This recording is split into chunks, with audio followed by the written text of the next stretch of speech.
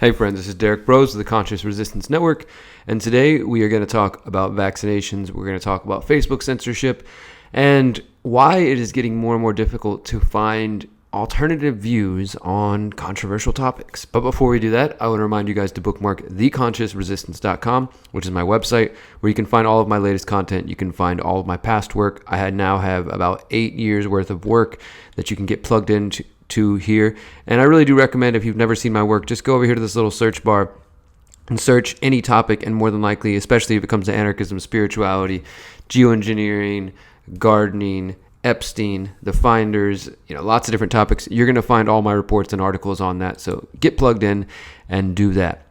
So one of the topics we've been talking about for months is, in fact, let's just search this, is how vaccines are becoming more and more unquestionable. We started out the year noting that the World Health Organization immediately said that 2019, one of the biggest concerns facing 2019 was the lack of vaccinations, what they referred to as vaccine hesitancy. We also have just a few different reports I'm going to pull up right here, where the group called the Global Vaccine Alliance said that anti-vax info is a disease and should be censored.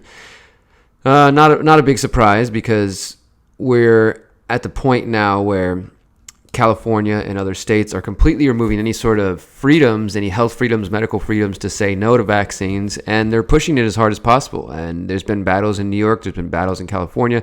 Some of those battles have been led, or at least participated with, Robert F. Kennedy Jr., leading thousands of people against the vaccination laws in New York back in August and other times. We have the New Scientist magazine calling for compulsory vaccinations. I mean, so the push is on. Like it's happening right before our eyes, and there are companies, like you see right here. Twitter fights vaccine misinformation with a new search tool. These social media companies, either by their own choice or under pressure from the U.S. government, I'll let you decide what you think is the truth, have started to censor vaccine information, information specifically that questions vaccines. You may have seen this report, may have, I say, because, well, it might have been suppressed, of a U.S. government scientist, Dr. Andrew Zimmerman, admitting a vaccine autism connection. And this goes all the way back to the vaccine whistleblower, which I had been reporting on and covering so far back for Ben Swann's website, as far back as 2014. You can see Ben and I were working on these reports, including how Congressman Bill Posey, had been in receipt of 100,000 plus documents from Dr. William Thompson, who became known as the vaccine CDC whistleblower. If you've never seen the documentary Vaxxed, I highly recommend that, because I do think it does a pretty good job. And it features the CDC whistleblower, and it also shows Congressman William Posey, how he played a role in that. Well, some of you may have heard that recently, just in the last couple of days, I think actually, just yesterday, Mark Zuckerberg, this reptilian, whatever you want to call him, I'm just joking.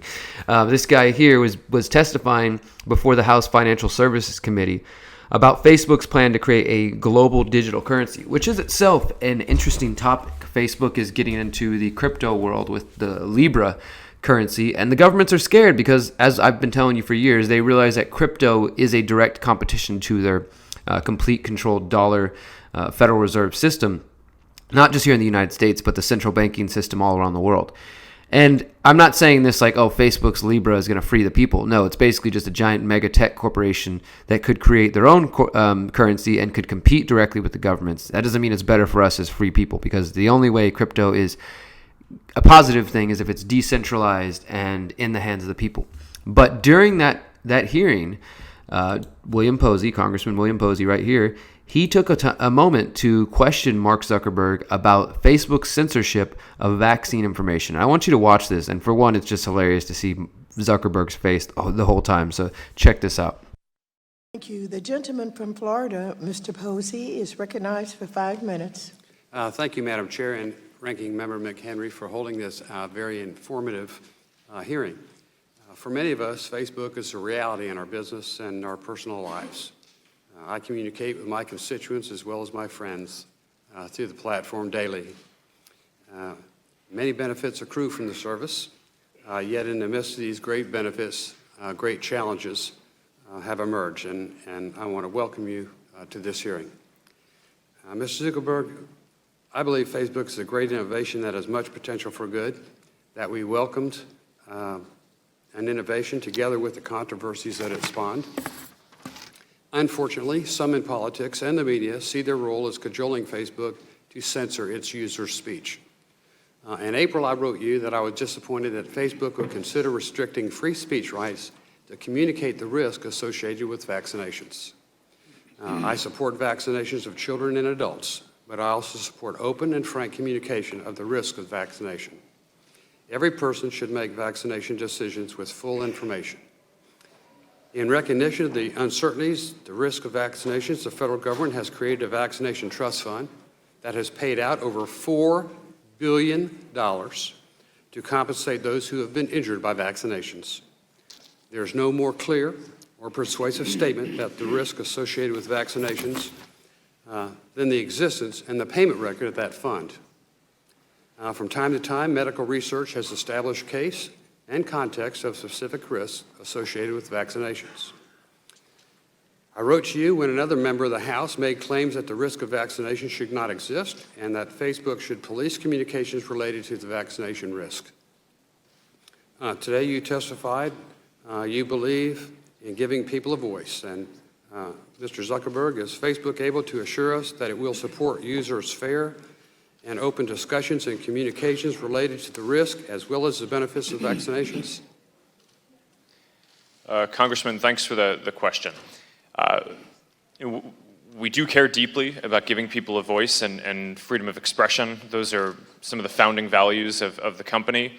At the same time, we also hear consistently from our community that people want us to stop the spread of misinformation. So what we do is we try to focus on misinformation that has the potential to lead to physical harm or imminent harm. And that can include especially misleading health advice. There was a hoax that was going viral a number of months back that Let's was kind saying... of stick to this subject because our time is very limited. Are you 100% confident that vaccines pose no injury to any person on this planet? Congressman, I don't think it would be possible for anyone to be 100% confident, but my understanding of the scientific consensus is that it is important that people get their vaccines. But you said your platform, you believe in giving people a voice. Shouldn't somebody have the opportunity to express an opinion different from yours? I mean, over $4 billion has been paid out by the fund. Over thousands of people. Don't you think people should be able to have information to make an informed choice? Congressman, I do. And that's why we don't stop people from posting on their page something that's wrong. Right? If someone wants to post vaccine, anti-vaccination content, or if they want to join a group where people are discussing that content, we don't prevent them from doing that. But what we do is we don't go out of our way to make sure that our group recommendation systems try to show people or encourage people to join those groups. Okay. We discourage that. Okay. Well, how do you discourage it? Well, there are a number of different tactics. For example, if someone is typing in into the search results, into the search box, something that might lead to anti-vax content. We don't recommend anti-vax searches to them. If you type in the name of a group exactly, you can get the group. We're not going to hide it. We're not going to prevent you from joining it. But we're not going to recommend or go out of our way to show people content that would encourage people to join those groups. But people can share that content if they want. Many of the people harmed by this policy are in fact parents with disabled children, and I don't think we or you should be so quick to turn our backs on them. If you look at the statistics, I think you're making a bad mistake. Time has expired. I yield back. Thank you. And there you have Zuck drinking his infamous water bottle. I mean, I enjoy that. I don't know about you guys. And this is coming from CBS Austin's Facebook page, and if you go ahead, if you go ahead and check that out, you will see that people are talking shit about Zuckerberg, which is great. People are calling him out because the reality is this, guys, and I'm sure most of my audience already knows. Yes, they are censoring vaccine content, quote unquote, anti-vaccine content, which these days is just anybody who has a question about vaccines. If you don't buy it wholesale, completely blindly, then you're an anti-vaxxer. And that's the reason I hate that term. And even my friends who they wear that label, they call themselves anti-vaxxers. I'm trying to get them not to use that label because it's being used in a derogatory fashion. And it's the people who I've met who question vaccines are a wide, diverse group of people, from people who are against all vaccines, from people who just support choice, from people who want to change the schedule, and people who have kids who are injured after vaccines. So, there is a realistic conversation here that needs to happen. And of course, it's no surprise to you guys. You guys know that these people are full of shit. We've known this since September 2014. If you think about the timing, summer 2014 is when the CDC whistleblower first came out, and all that stuff started to pop up into, becoming in front of the news feeds, and it was spreading across social media. And then right around that time, we start hearing about measles outbreaks in California and New York. This is the ones in 2014, 2015.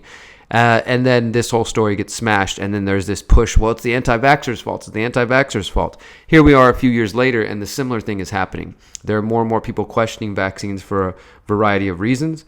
And because of that, I keep seeing this effort to keep people from seeing what's out there like this. Like I said, the fact that we have a CDC whistleblower that Congressman William Posey right here, he went on the congressional floor. Let me see if this, it's not in this article here, but he went on the congressional floor and actually asked for his colleagues to call for an investigation into the whistleblower. And until that happens, nothing's going to happen. So the reality is that this topic has been buried, and now Facebook is doing everything they can to keep people from searching it and from looking at it. So when you search for a vaccine group or vaccine awareness, it doesn't have to say anti-vax. It doesn't have to say vaccines are going to kill your kids. It can just be, hey, I'm a parent and I have some questions. I'd like to learn about both sides of the argument. Well, there are no both sides according to the people in charge and according to Mark Zuckerberg. There's just one side, the CDC's side, the official scientific consensus. It's garbage, it's bullshit, and it's becoming more and more dangerous, guys. We need to make sure that if you do have questions about vaccines, for one, again, I recommend watching Vaxxed. You can find it on BitChute. If you haven't seen it, I'll put a link below. And watch that. Give it a look. Give it an objective look and see what you think about it. And there is a Vaxxed Part 2 coming out that I think probably is going to be equally powerful. That doesn't mean I endorse everybody involved in the documentary or everything they've said. All I mean is that it is a pretty good documentary, and I think any parent who watches it is going to come away with questions, and perhaps that's why they want this information hidden, because there is so much money being made behind this. There's so much corruption going back to the beginning of the CDC. Just the vaccine injury court alone is just such bullshit that these companies are protected from any liability, and instead the taxpayers foot the bill every single time. So please share this video. Let people know what Zuckerberg has been up to and how they're censoring information. If you want to support me in my efforts, please check out patreon.com/DerekBros and you can support me. I'm getting back to videos, guys. I'm going to make 3 more tonight. So you're seeing this one right now. It's Thursday right now. I've got 3 more in mind that I'm going to crank out to you this evening and in the morning. So please stay tuned. Thank you for following, subscribing, liking, sharing. Until next time, remember, you are powerful, you are beautiful, and you are free, but only if you make the effort to be free. Peace.